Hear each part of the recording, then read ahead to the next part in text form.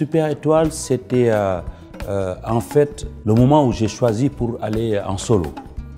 Parce qu'avant, il y a eu l'Étoile de Dakar. Avant l'Étoile de Dakar, il y a eu le Star Band de Dakar. Donc en 1979, je décide d'aller mettre en place ma carrière solo. Et le nom du Super Étoile est venu d'un célèbre animateur qui s'appelait Claude Guèye, qui, en faisant la publicité de notre première sortie, a dit Youssou N'Dour est le Super Étoile. C'est comme ça que c'est parti. Et donc voilà, beaucoup de musiciens qui étaient en même temps dans l'Étoile de Dakar m'ont rejoint et deviennent aussitôt des gens qui m'accompagnaient sur le Super Étoile. En 88, la tournée Amnesty International, donc ce qui a précédé, c'était la rencontre avec Peter Gabriel en 86, où on a fait l'album So, où on s'est connus. On discute en 88 à Sao Paulo, au Brésil, une idée de faire une tournée internationale autour des droits de l'homme. Donc on a fait appel à Bruce Springsteen, Tracy Chapman, donc on était 5 à faire le tour du monde.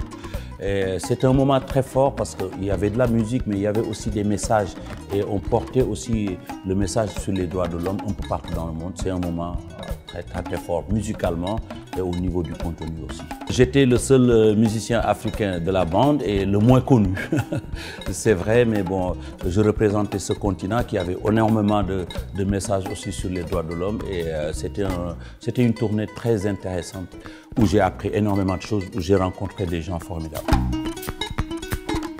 Oui, 94, cette chanson qu'on a voulu faire depuis très longtemps, enfin, donc finalement on décide, sans avertir la maison de disques, on s'est retrouvé à New York, faire cette chanson. Après on l'envoie à la maison de disques, tout le monde nous dit c'est un tube. J'ai dit moi je sais pas qu'est-ce que c'est qu'un tube, je sais faire des chansons. Et effectivement on s'est rendu compte que c'était un tube énormissime, c'était comme une fenêtre qui s'ouvrait pour le reste de la musique africaine et de la musique sénégalaise et de ma musique. Mais déjà, avant 2000, je faisais énormément de tournées un peu partout dans le monde. Et chaque fois, à la fin des concerts, je recevais des Sénégalais dans la loge et tout. Tout le monde me dit « Pourquoi vous ne venez pas nous faire comme vous faites à Dakar dans le club Le Thiossane ?»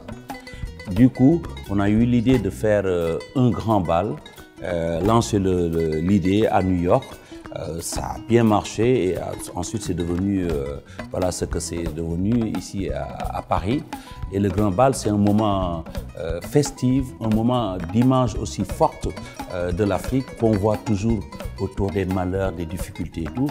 Le Grand Bal, il y a des gens hyper bien habillés, c'est une soirée magnifique où vraiment il y a une cohésion extraordinaire et il y a de la musique et on danse toute la nuit.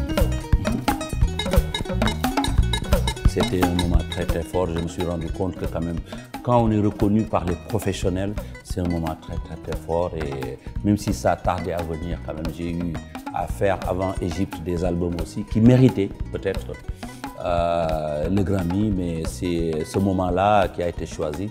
C'était un moment très fort. Ben, c'est demain.